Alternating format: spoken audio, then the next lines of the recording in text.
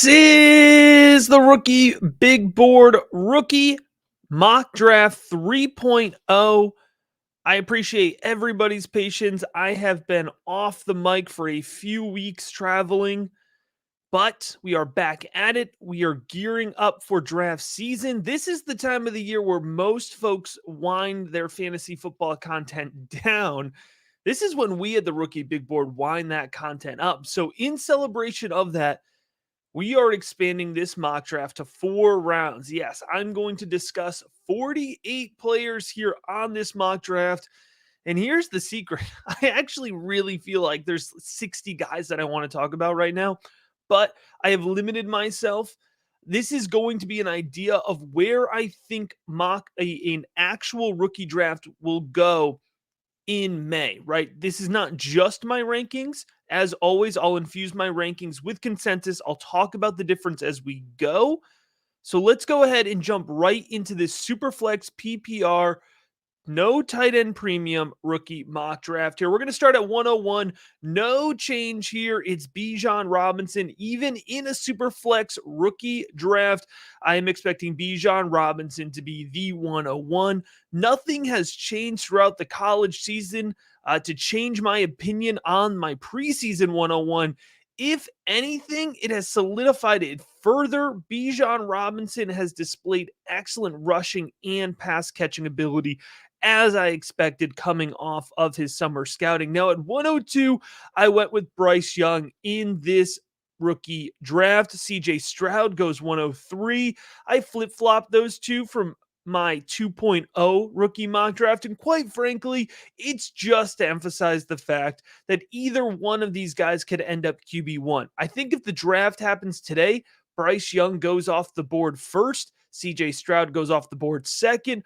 Regardless, both of these guys I'm expecting are going to be top 5 NFL draft selections, which means they're going to end up being the 102 and the 103 in most super flex leagues. Now, at 104, I could understand sliding down Jackson Smith and Jigba a little bit. He has struggled over the last month to 6 weeks to stay healthy and on the field for the Ohio State. Regardless, his skill set is just too high here. He has too high of a development ceiling ahead of him for me to drop him any lower than 104. So he is still my wide receiver one, but right on his heels, Jordan Addison stays. Jordan Addison has been very productive, coming back off of a shorter injury stint himself this past week. We should look for Jordan Addison to finally be highlighted. I talk about this all the time, but there's a lot of bias against Pac 12 players because we just don't see them on primetime as much. So these guys tend to rise up as we go through the NFL draft process. Well, USC is red hot right now. They're going to be on their way to the Pac-12 championship and could now slip into the college football playoff.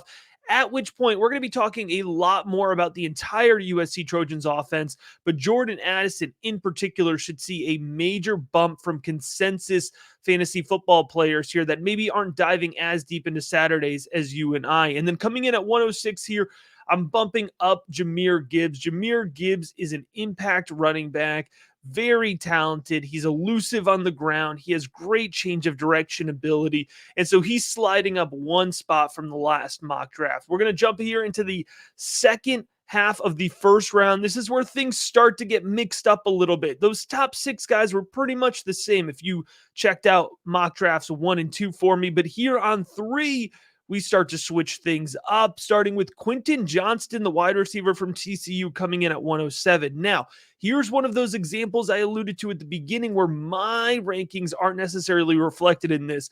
I've been a little bit lower on Quentin Johnston the entire way through. He had a slow start to the season. That's probably being kind. His production was essentially non-existent.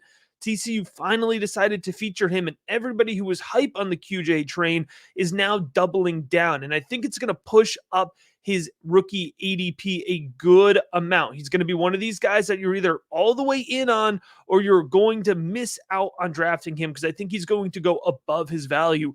Right now, I have him at a value of 13th overall. I wouldn't be shocked if that slides up a little bit. I do think 107 is going to be more than I'm willing to pay, but I don't think it's going to be inconsistent with his actual ADP. Zach Evans at 108 slides a little bit. Another player who has just missed featured time because of recent injury. As we go through the NFL draft process, all these injuries get cleared by medical staffs. These guys will bounce back up off of these injuries. 109 is Josh Downs. Josh Downs is slowly rising as other prospects, show off holes that we can poke in their game. Josh Downs just continues to be consistent. I do think he's going to end up a top 50 NFL draft selection, which is really going to help push his fantasy football stock up to a back end of the first round type guy. Now, Josh Downs has his Devi Truthers, and that's going to push up his ADP a little bit as well. So I have him ranked 11th right now. I bumped him up a couple extra spots because those who are in on Josh Downs are all in on the UNC wide receiver. Now, coming in here at 110 is Michael Mayer, the tight end out of Notre Dame. I'm high on Michael Mayer. I'm still willing to use a late first round selection on him, especially as we talk through the rest of this tight end class. But I'm not going to push him up the board just because he's a tight end. It's a rookie big board mantra that we draft for talent, we trade for need. And just the way the board fell here, Michael Mayer is starting to slowly slide down. But I don't think he's going to make it to the second round of your rookie draft. So don't get too excited there if you're sitting at the 101 and hoping you could snag him at the 201. Now, at 111, this might be a little bit bullish, but Jalen Hyatt, the red hot Tennessee Vols wide receiver, has risen up to 111. Now, I'll be honest, I'm a Tennessee Volunteers fan. I follow them very closely. I've known about Jalen Hyatt for years, and Jalen Hyatt has only recently been added to the rookie big board, despite the fact that I've had over 100 players on the rookie big board here now for months. It's just a testament to how out of left field Jalen Hyatt has come. Nonetheless, what I'm hearing from the NFL draft community is Jalen Hyatt could be pushing a sub 4.3, a sub 4.35 40 time, and that is going to lock him into top 50 NFL draft status. I know folks really like his ability to separate, his ability to get off of the line of scrimmage, and he's certainly flashed really strong hands early in the season here for Tennessee as well. And then coming in at 112 is Sean Tucker. Sean Tucker is another player here who I think is going to return great value at the back end of the first round. He's just not going to be in that top tier of running backs, but that certainly doesn't mean he shouldn't be considered to be a future impact fantasy football option. Jumping on to the second round here, and we're going to start to move a little bit quicker as we get through each of these rounds because we have 48 guys to talk about. Kayshon Boutte slides down to 201. I held him at 201. I wanted to push Kayshon Boutte down further, if I'm being completely honest with you. On the rookie big board itself, he's down to 14th overall. I do think consensus is going to hold him up. Consensus might even hold him in the first round, but what I'm seeing, folks, is that the NFL draft isn't even sure that Kayshon Boutte is a top 50 selection anymore, and we cannot prop up his fantasy football value artificially if he doesn't end up a top 50 selection. Now, there's plenty of time to course correct on that, but at this point in time, I see him sliding consistently here through the end of the season, and he's going to need a strong pre-draft process to boost him back up. Cedric Tillman holds water here at 202, high second round selection here for the big man out of Tennessee. Will Levis down to 203, quarterback out of Kentucky. Now, we'll talk a little bit more about this when we get to Hendon Hooker, but it seems like Will Levis is going to be QB3 here out of default. Now, I have seen a wide range of opinions on Will Levis. Is he going to go in the top 10, the top 5, like CJ Stroud and Bryce Young? Now, at least at this point in time, I need to be convinced further because the tape I've seen, the live watch I've seen doesn't suggest the NFL is actually going to simply buy in on the traits with Will Levis. Yes, the NFL loves traits. I've talked about that consistently, but you need to be able to show it on tape as well. And I'm just not sure Will Levis has done that, especially this year. I thought he could have capitalized in a big senior campaign for the Wildcats, but he has not looked consistent at all. So I'm going to slide him down to 203 here. And I want to emphasize, I wouldn't take him at 203, even in a super flex league. Blake Corum on the rise. Corum is a little undersized, and it held me back from pushing him up on the rookie big board earlier than this. But it seems fairly safe at this point in time that Blake Corum is going to be a top 5 running back selection in a very deep running back class. That we're going to talk about the running back class in good detail as we go here. Corum up to 204. Parker Washington, 205, the wide receiver out of Penn State. I got to be honest, this is me holding up Parker Washington a good amount still. I think he's going to excel through the pre-draft process, despite the fact that he hasn't consistently produced at a super high level for the Nittany Lions in a offense that, quite frankly, it's hard to produce at a high level as a pass catcher. And then Tank Bigsby, 206 running back out of Auburn. I've said this all the way through. Tank is going to be a better pro than he was a college player. He has not been set up for success by Auburn over the last couple of years, but I do think an NFL team will set him up for success. Zach Charbonnet, 207, running back at UCLA. Y'all know that is my guy. I'm trying to not show bias here, so I slid him down because I still don't think consensus is in on him. But I can promise you, if you're in my league and you let him get to 207 and I have that pick, I'm going to take him 100 out of 100 times. 208, Raheem Jarrett, wide receiver out of Maryland. Not super productive, but I promise you are going to hear Raheem Jarrett's name a ton through the pre-draft process. Super athletic player. He's going to test very well. If you go back and watch his tape, there's really good moments on it. Would not be surprised if he ends up being drafted in the 40 to 60 overall range. Kenny McIntosh, the running back out of Georgia. McIntosh is the one that's a little bit more of a dual threat. We know Georgia splits the running backs. This year, quite frankly, they've used 4 guys, 2 of which I expect to come out in this year's NFL draft. McIntosh should be valued for his pass catching ability as well as his ability to run in between the tackles. But quite frankly, this is one guy that I'm looking to really get into his tape review more, and it may end up being even more excited about him. Jalen McMillan, another guy flying out of the radar from the Pac-12, plays for the Washington Huskies. He's looked really good when I've seen him live, so this is somebody who I'm propping up at 210 here, expecting to be excited from his in-depth tape evaluation. Of course, more to come on that. Make sure you're checking out the Rookie Big Board over at patreon.com/Rookie Big Board. I'm aiming for another 60 to 100 full profile evaluations. So it's going to cover at least everybody in this episode and then probably double that number. That's how in-depth we go for just $3 a month. Chase Brown, running back out of Illinois, super productive season, power back, nice center, low center of gravity. I think an NFL team is really going to value him as a rotational back. So it's going to come down to landing spot, exactly how useful he ends up being. But back into the second round seems fair at this point in time. And my guy Marvin Mims here, hanging around 212. I said from the start, I didn't expect him to be overly productive, overly flashy if you're just watching him live, but good production here. I think he is going to interview well with NFL teams, and I think he is going to be a day 2 selection. So with the right landing spot, Marvin Mims could see a huge jump in fantasy football value. Here we go on to the third round. Jaden Hazelwood, wide receiver, Arkansas, another one of my guys. The production has been lower than I expected from him at Arkansas this year. Still, I do think the NFL is going to value him. Remember, Jaden Hazelwood was a 5-star former number 1 wide receiver in his class. So there's clearly athletic traits behind that ranking. Devin Achane, running back at Texas A&M. I struggled. I felt third round was maybe too low for Achane because he's super fast. He's super speedy, which means the NFL is probably going to take him higher than they should because that's what the NFL does to guys who can run fast in a straight line. I just couldn't figure out who to bump down from the second round. So Achane very well may end up with a rookie second round consensus ADP. But for now, he'll hang out at the top of the third round. There's still plenty of time to go, folks. Darnell Washington, 303, tight end out of Georgia. This is the second tight end off the board. Darnell Washington is 6'7". I don't want to get the number wrong here. I believe he's coming in around 275, 280. You could easily place this guy at left tackle, but he is a tight end. We expect him to play tight end in the NFL. And from what I'm hearing, there's a shot Darnell Washington ends up being a late first round NFL draft selection. If that happens, he won't make it out of the second round. So I'm proceeding with a little bit of caution, but I want to emphasize here that Darnell Washington at this point in time should be considered the best of the rest when it comes to fantasy football tight ends. It's Michael Mayer, a tier down. It's Darnell Washington. And then we'll work another tier down here when we talk about our final 2 tight ends. We have 2 more tight ends here in this rookie mock draft. Zay Flowers, wide receiver at Boston College. I haven't forgotten about Zay Flowers. Here's the thing. We're going to hear about the wide receiver class versus the running back class really consistently.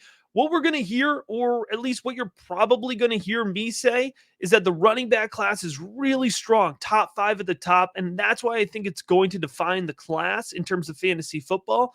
But the wide receiver class has a ton of depth, and that is highlighted perhaps no better Then Zay Flowers sitting here in the mid-third round. That is a smash selection all day. He can stretch the field. He's a big play guy at Boston College. He has dominated this offense that otherwise would not have a key playmaker in it. He stands out, and I know the NFL appreciates that. So I expect him to be a late day 2 selection at the absolute lowest. All right, this is a tough one. It hurts. It's raw. It's still fresh. Had to bump Hendon Hooker down to 305. Tennessee quarterback here now out of transparency. I was prepping this show before we learned that he did, in fact, have a torn ACL. So that's what's confirmed coming out of Tennessee. I had Hendon Hooker about 202, 203, right in that range. I had Will Levis because I expected Hendon Hooker to end up actually being quarterback 3 to come off the board and to be a first round NFL draft selection, probably somewhere in the 20s, right? So back end of the first round. With this knee injury happening this late to a mobile quarterback, it's really going to hurt Hendon Hooker's draft stock. There's no way to sugarcoat this.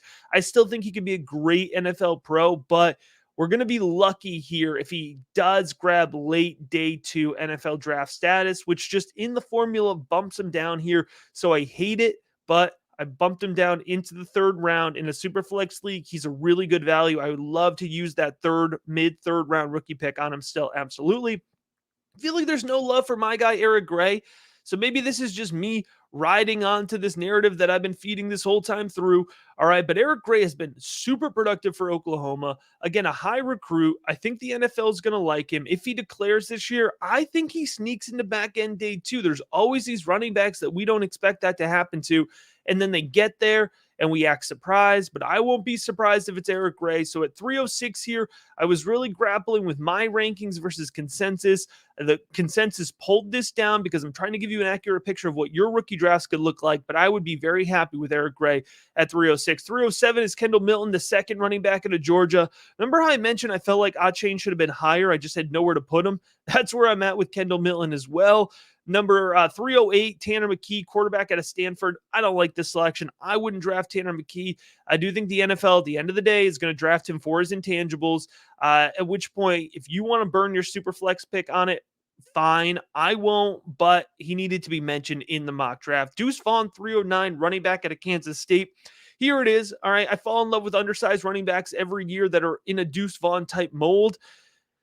And they just never work out in the NFL level for the most part. I shouldn't say never. For the most part, they don't work out. So it sucks. I don't like it. Push Deuce Vaughn down. Still, he will get drafted because he's super fun and folks are going to fall in love with his tape, understandably so. Roschon Johnson, 310 running back out of Texas. This one's an interesting one. Roschon Johnson, there's a couple green flags through the process, and Roschon Johnson getting an early Senior Bowl invite is a green flag for me. I heard even preseason here that although Bijan Robinson is going to get all the love, rightfully so, out of the Texas backfield, that the NFL is really going to value Roschon Johnson as a pro. I'm not sure how that's going to translate for fantasy football, but the NFL expects him to be a valuable pro, which means he could go as high as late 2nd round, even early 3rd round type range. So if that happens, of course, his fantasy football stock will be bumped up. DeWayne McBride, running back at a UAB. I wanted to make sure he got on this rookie draft. I've seen some film in the past of DeWayne McBride. I have seen some live action for him, but this is somebody who I'm excited to really get in and do a full film eval on because he could end up much higher from the way I hear some folks I respect talk about him, or he could just totally fall off. We'll see how it goes, but definitely somebody who is worthy of being mentioned in this rookie mock and somebody who I'm excited to dig into further as we get through the process. Charlie Jones, 312, wide receiver at Purdue. We're hearing possible 4-3, possible fastest wide receiver at the draft. Charlie Jones has been at 3, I think, maybe even 4 collegiate teams, but this year at Purdue has been the absolute X on that offense. Super productive, really great hands. And when I heard that he's going to run close to a 4-3, I said that has to be a smash play. I think he ends up being much higher than 312 after the combine, but we shall see. On to the 4th round here. We are digging deep. Tavion Thomas, running back out of Utah. I haven't come off Tavion Thomas. I'm still high on him. He made the summer scouting preseason running backs because I was high on him. I'm just not hearing much chatter and much buzz out there. So I had to drop him down the list, but I'd be thrilled to get him in the 4th round if I was drafting right now. Ainias Smith, wide receiver out of Texas A&M, super fast, versatile guy. Again, a nice NFL talent. We could definitely see his stock rise from here. I had to put Jaden Daniels in there. I'm sorry. Listen, quarterback out of LSU, he's turned it on. And it's not just, early season, it was, yeah, all right, he's got the mobility. He's clearly athletic. We knew that. He's showing it. He's showing the decision-making ability, showing the processing ability. He's showing the arm talent. I don't think that this means Jaden Daniels necessarily is going to be a first or even second day selection for the NFL, but he's going to get drafted, assuming he declares. I believe he technically could come back for one more year, but I probably will declare. Maybe he goes early day 3, but heck, with the 4th round of your rookie draft, why not take a shot on a super athletic quarterback? This is the type of guy that I'm going to go for, right? 404, Sam Laporta, another tight end off the board out of Iowa. Laporta is a two-way tight end, which means the NFL is definitely going to value him for blocking. Expect him to be tight end 3 or 4 off the board for the NFL draft, and we're going to follow that for fantasy football purposes. Not somebody like a Darnell Washington or a Michael Mayer where you could reasonably project them having, consistently 5 to 7 targets a game, but Laporta might be somebody a little bit more a la Jeremy Ruckert, where you got to wait a couple years here. Remember, I said that about Jeremy Ruckert last year, who I really liked coming out of Ohio State. You might have to wait a couple of years for them to really be entangled in the passing part of the offense, but down the road, Laporta could be an impact player worth stashing on your deeper bench or putting on the taxi squad, especially if you have a 2-year taxi squad eligibility. Rashee Rice, wide receiver at SMU, big fan of Rashee Rice. I think he could end up being a day 2 selection. If he does, he's going to be going higher than 405. 406, Evan Hull, another power running back here I'm excited to dig into. Watched him live. I see some versatility. I see some good pass pro. I see some strength, low center of gravity, ability to run in between the A gap and the B gap. So we'll see when we get the actual film evaluation on, but I didn't feel right leaving him off. 6 more players here. And like I said, I wish I had time to talk about another 24. And you all know, if you've been following my channel, Rookie Big Board on YouTube or the Rookie Big Board podcast, Spotify, Apple Podcasts, all that good stuff, we will get to the point where I'm talking about 60 to 100 guys on a single episode. But for now, we won't go full sicko mode. It is November. We'll just talk about 6 more guys, starting here with Luke Musgraves, tight end out of Oregon State. Luke Musgraves is somebody who is definitely trending up in the NFL draft community. He has showed out and showed up well for Oregon State. Luke Musgraves got his Senior Bowl invite, and he is the type of player that goes down to Mobile and sees his NFL draft stock soar. So I'm excited to see more from Luke Musgraves. Christopher Rodriguez, running back out of Kentucky, had a weird offseason. We expected him to get suspended. He got suspended for part of the season. He was almost the leader in SEC rushing yards at the end of the 2021 season. He's come back, been a key part of the Kentucky offense. I got to say, it seems that the NFL draft is higher on Christopher Rodriguez than I am. He did get a Senior Bowl invite, which is pretty much how he made this mock draft. So I need to follow what the NFL is telling me. That is a rule that I have learned over the years. It's not just about my opinion. So Rodriguez is going to go ahead and make the list here at 408. 409, Jaren Hall, quarterback, BYU. This is going to go to fantasy football consensus. The Devy community seems to be enthralled with Jaren Hall. I'm not quite there. I gave him a relatively low summer scouting report, and I don't know that he's necessarily going to make a huge tape evaluation leap when I watch his 2022 film. But that being said, we'll see what happens. He's notable enough here to make this mock draft. 410, Kendre Miller, running back out of TCU. We'll see if Miller declares. I believe he has one more year of eligibility if he wants to come back. But if you've been watching TCU live, you know that Kendre Miller has been a huge part of it. He pops guys. He's aggressive. He's physical. I like the way he runs downhill. So it'll be interesting to see how the NFL values him. 411, Mohamed Ibrahim, the running back out of Minnesota. Listen, I know the NFL tends to be skittish coming off of, major ACL injuries like Mo has had, but he came back this year. He's looked fully healthy. He doesn't look constrained. He doesn't look like he's lost his step. And so I do think he's going to get drafted. Maybe it's late day 3, but I had to slide Mo into this mock draft. And last but not least, 412, Xavier Hutchinson, wide receiver out of Iowa State. It seems like there's a lot of good NFL draft buzz around Xavier Hutchinson. Has the ability to be a top 100 selection, in which case he'll end up being higher than a 412 ADP. So I had to make sure he got in on this show. I appreciate you checking out this 4-round Superflex PPR rookie mock draft. If you enjoyed, if you want to get ready for the rookie draft season, folks, I'm telling you, there is no better source than the Rookie Big Board. Just $3 a month, or you save 15% with an annual Patreon subscription. Patreon.com/Rookie Big Board. Get in on the Discord. Get in on the Rookie Big Board, the Devy rankings, the Dynasty rankings. Make sure to like this episode, subscribe to this episode, whether you're watching, whether you're listening. I appreciate you checking out this episode of the Rookie Big Board.